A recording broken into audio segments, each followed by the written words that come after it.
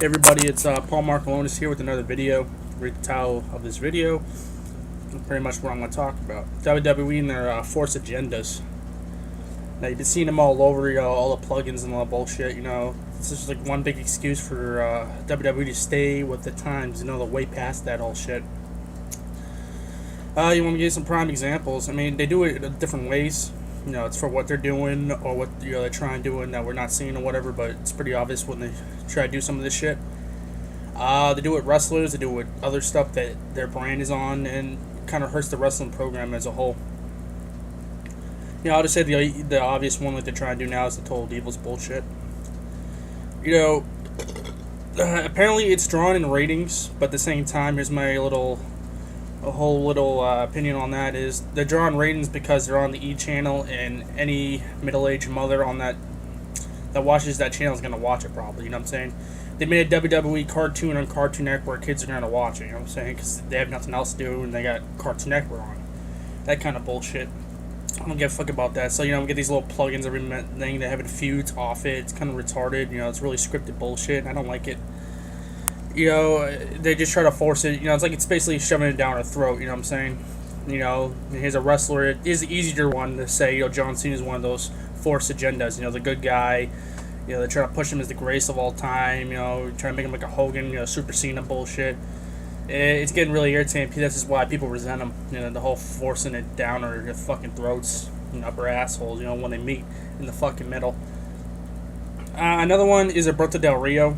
The whole reason he's getting all this push, and he you like him, more power to you. I'm happy that you could tolerate him more than I can. I just think the guy's a really boring motherfucker, and he does not deserve all this praise and shit. The whole reason he's getting pushed as far as he is, he could be pushed to a T. He's an okay wrestler, but just everything else, he's just fucking boring. You know what I mean? The whole reason he's getting pushed is basically the whole concept that he's Mexican, and the Mexican audience, they have a big Mexican audience for wrestling in WWE in particular, so they're trying to make him basically like the next Eddie Guerrero, just that big face, the big Mexican star. You see what they're doing, they put the Mexican flags in the corners and all that bullshit and having those fiestas. Saying that's not really his gimmick. It's more like this saying he's Mexican, root for us, kind of bullshit, which I don't give a fuck about. And that feud with RVD is kind of silly. They're just trying to find a thing to do with RVD. They try to do that with Sin Cara. They try to find, like after Rey Mysterio got injured, basically they had to replace him. After Eddie died, we went to Rey Mysterio for a while. That's why he got the World Heavyweight title, I believe. So I don't think they had a plan to put it on him. It was a good moment though. I was happy for that moment, but at the same time, they kind of used it as death.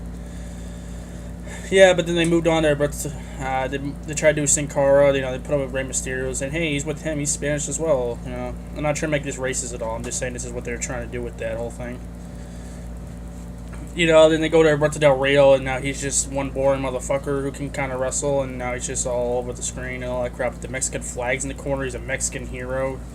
The dude doesn't even talk like that, really. He's actually like a white guy's voice. I actually heard I think it was on Botchamania. I watched a video when he was talking to Vicky Guerrero, and he was talking about the accent. It was pretty funny. He messed up there. Other agendas they try to push, I'm saying, the easiest ones like that. Like the WWE app was another one, I'm saying. They're trying to stay mainstream with the whole tout shit, too. I'm saying, they're making it so fucking obvious. That's the sad part about it, I'm saying. It's really fucking obvious that they're trying to push this bullshit. I just laugh every time they try to plug it into. It's like, you could have watched this on the WWE app. Yeah, shove your WWE app up Michael fucking Cole's asshole, yeah. Go coal miners. Yeah, I understand giving pushes and all that crap, but like forced agendas is just really retarded. Another one is not really like a forced agenda, but it took Darren Young to come out of the closet for him to get a fucking singles push, even a tag team push with Towson. That's fucking bullshit. Yeah, it takes that fucking extreme thing to do. He fucking brave dude for coming out of the closet. What I'm saying? Good for him. It's gotta be hard living in that life. I don't really know. Whatever. But, it took him to come out of the closet just for him to get a fucking push, and that's just fucking sad. I mean, the dude is somewhat talented. He's alright. I mean, he's okay at ring. He kind of like a black Charlie Brown to me.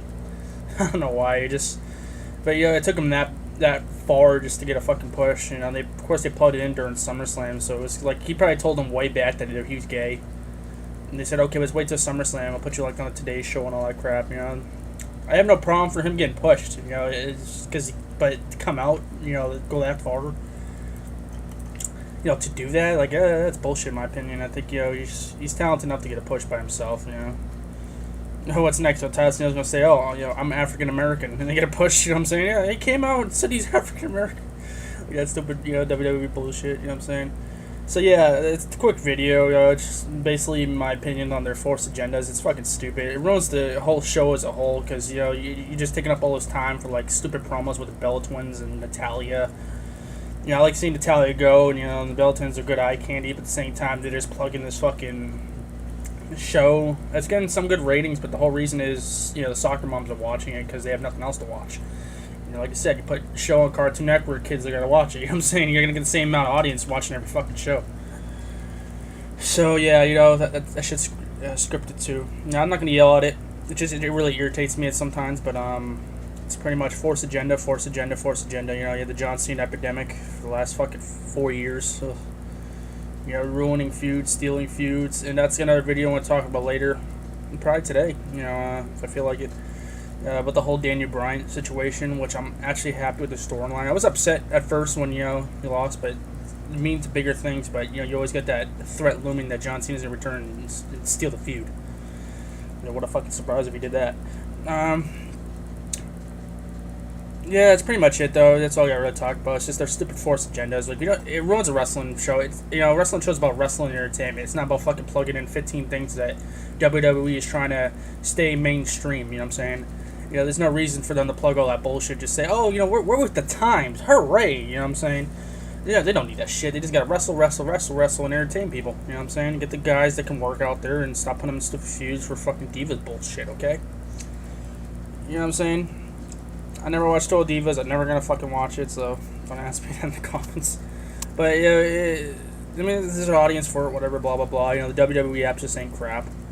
You know, saying, oh, we're trying to stay mainstream. You know, and now it takes a fucking guy coming out of the closet to get a push, which is pretty fucking sad as well. You know, I'm happy for him coming out of the closet and all that.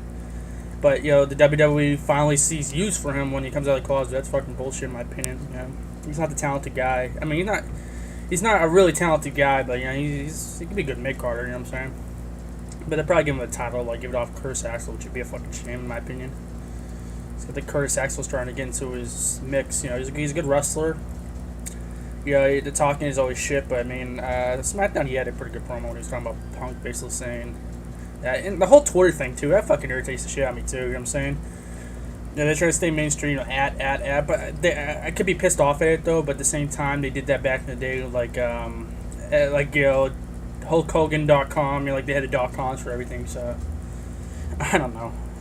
Just it irks me. I'm saying, like, you know, Chris Axel called CM Punk out, say I'm gonna wrestle you, whatever, not for the title, but that kind of crap.